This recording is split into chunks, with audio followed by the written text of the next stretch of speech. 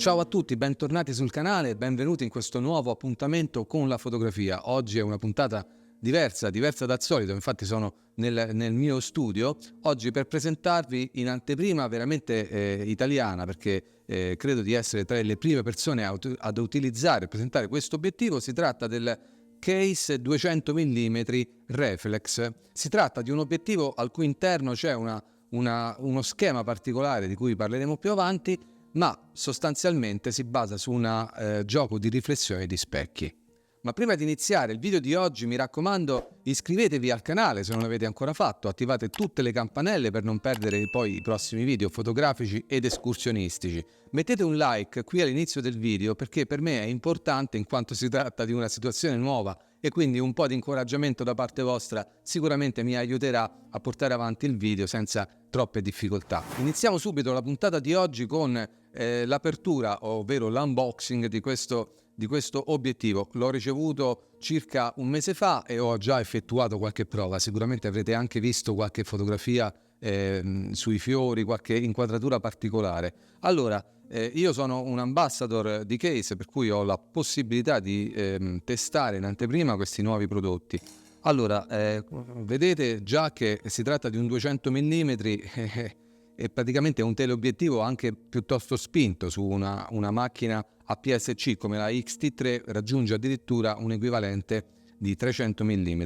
Allora, la scatola, vabbè, è molto semplice. Dentro c'è un po' di spugna, ci sono i libretti di istruzioni, in questo momento sono in cinese perché si tratta di un modello di pre-produzione. C'è anche in inglese qualche cosa. Comunque le istruzioni dell'obiettivo sono piuttosto semplici. La scatola si presenta così, ci sono delle plastiche di protezione che io ho già rimosso perché è già un po' che utilizzo questo obiettivo. Andiamo subito a prendere l'oggetto principale di questa recensione, di questo incontro. Si tratta di questo obiettivo ed è l'obiettivo Reflex 200 mm. Guardate, un teleobiettivo in queste dimensioni qua io non l'avevo ancora visto. Ad un primo contatto già si capisce che si tratta di una lente di costruzione eccellente, in quanto è di alluminio, insomma di metallo, sentite anche il rumore, e ha pochissimi comandi al suo esterno. Insomma, sicuramente c'è una ghiera di messa a fuoco, vedete, che scorre molto bene, ben frizionata, molto divertente anche da utilizzare sul campo. C'è qui una scala delle distanze piuttosto precisa con cui potete un po' rendervi conto della vostra fotografia, insomma della distanza del vostro soggetto.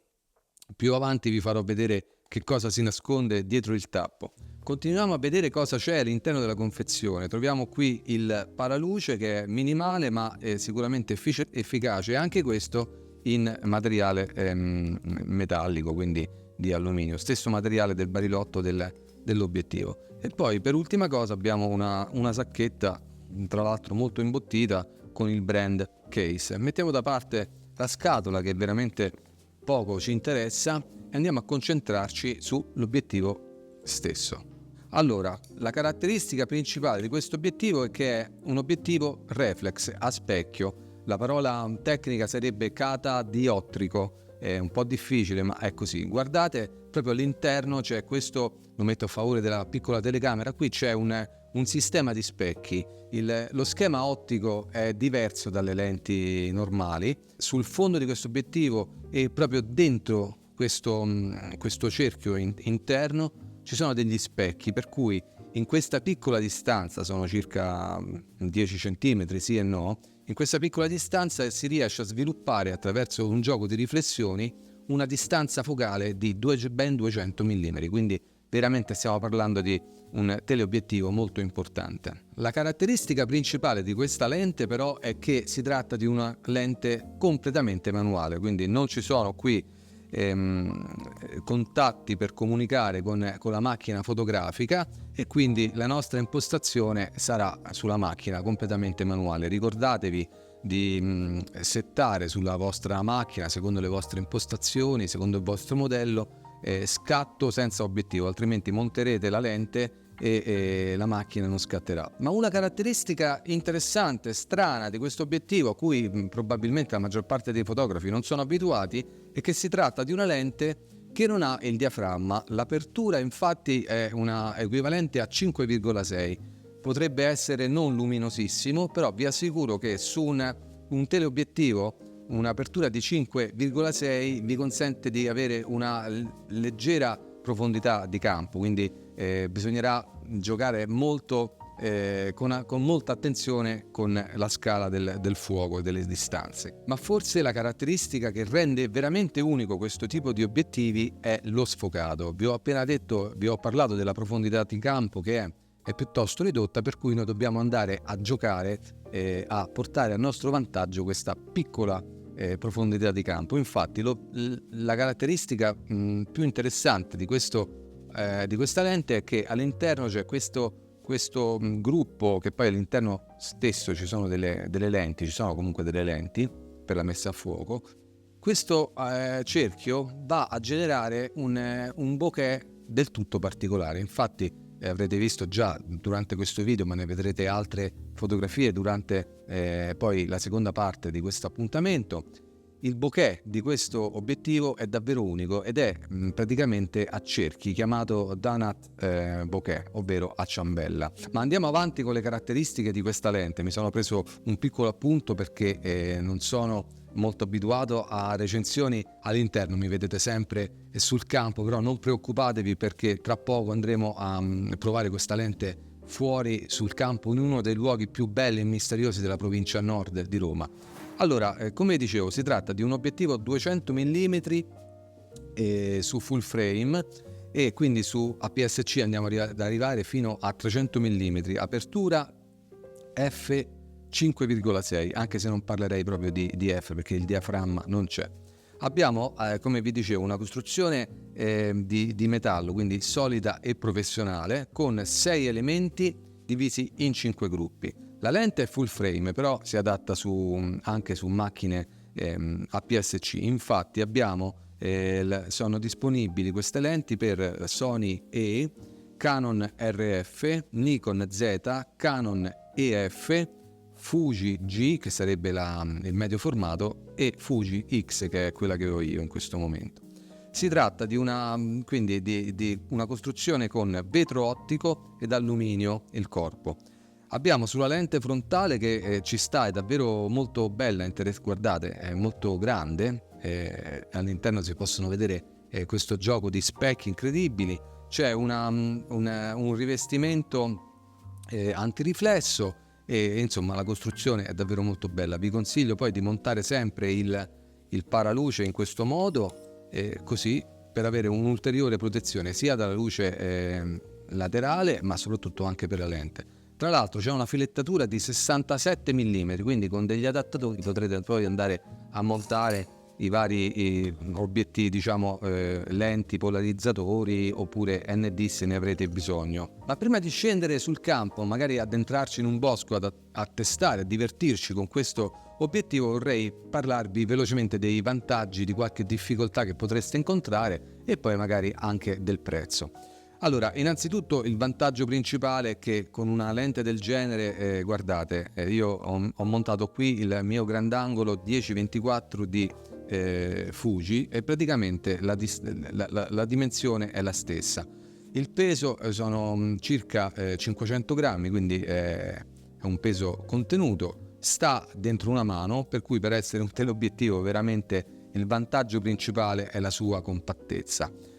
Un altro vantaggio sicuramente è il tipo di immagine che può generare. Infatti avrete con questo tipo di lente delle immagini uniche rispetto a tante altre immagini che potrete trovare in giro realizzate con teleobiettivi alla stessa focale. Chiaramente la costruzione di per sé è un vantaggio perché vi offre una garanzia di resistenza.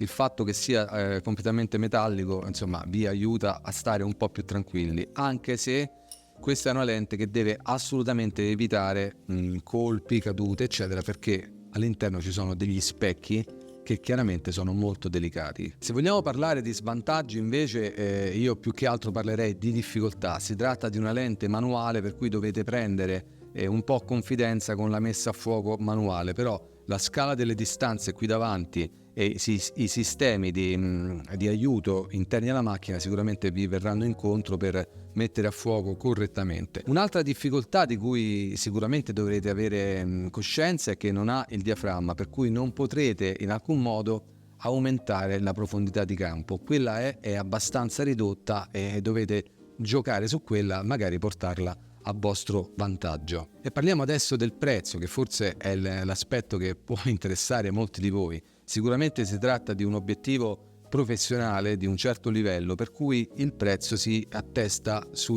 almeno sui siti europei intorno a 700 euro, però si tratta di una previsione perché ad oggi, il momento in cui sto registrando questo video, l'obiettivo non è ancora disponibile nel mercato italiano, ma lo sarà a breve. Probabilmente voi vedrete il video e contestualmente uscirà questo obiettivo sul mercato italiano.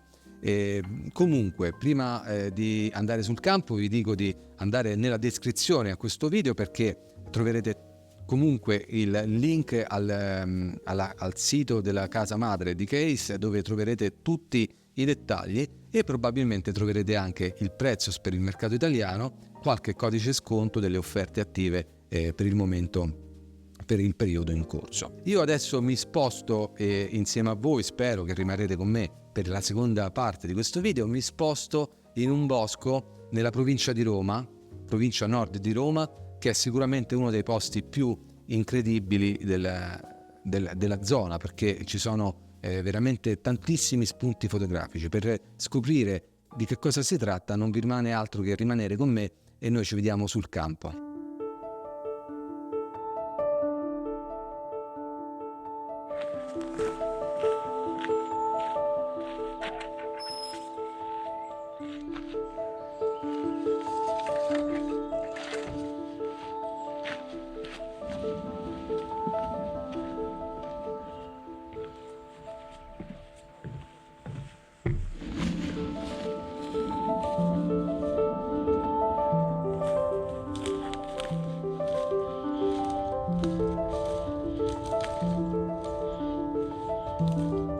E per testare appieno le caratteristiche di questo obiettivo catadiottrico della Case, un 200 mm, vedete dentro la lente in realtà c'è un sistema di specchi, sono tornato in questo luogo incredibile che è la Caldara di Manziana. C'è una betulleta qui, praticamente un bosco di betulle bianche, che sono degli alberi stupendi, bellissimi, con queste cortecce bianche e le foglie appena nate qui sui rami, sulle fronde. Veramente un posto molto bello dove torno spesso a cercare delle fotografie sempre di grande interesse, così in un'ambientazione quasi fantastica, se consideriamo che siamo alle porte di Roma. Infatti questo luogo dista circa 50 km da dove mi trovo, veramente è alle porte di Roma. E vorrei fotografare le cortecce di questi alberi, guardate come sono belle, bianche, e creano veramente un bel contrasto, che è quello di cui abbiamo bisogno per fotografare con questa lente qui. Ovvero abbiamo bisogno di un soggetto abbastanza predominante, quindi questo bianco andrà bene, e dietro uno sfondo, perché no, anche confuso, però uniformemente confuso, ovvero ho bisogno di trovare un esemplare di betulla con dietro un po' di verde, così magari delle foglie anche un po' umide, perché in questo momento sta ancora un po' piovendo, per cui ci sarà un po' di riflesso. Sicuramente questo è il posto ideale per questo genere di fotografia. Devo trovare semplicemente l'albero che fa per me. Per utilizzare questo tipo di lente è necessario assolutamente il cavalletto, perché è una lente a fuoco manuale, per cui abbiamo bisogno di posizionarci bene, studiare molto bene l'inquadratura. Io ho trovato per adesso questo tronco, guardate, è perfettamente illuminato perché il sole è praticamente proprio diretto, quindi lo sta illuminando in maniera veramente efficace, e dietro c'è un gruppo di foglie che vorrei andare a sfocare. Quindi posizionerò il cavalletto a circa 3 metri e mezzo dal mio soggetto. Andrò a mettere a fuoco precisamente con molta attenzione il tronco e utilizzerò lo sfondo con queste macchie di colore offerte dalle altre foglie e dalle felci. Utilizzerò lo sfondo per creare delle macchie appunto quasi pittoriche con questo sfocato davvero particolare. Mettiamoci al lavoro perché il sole sta scendendo.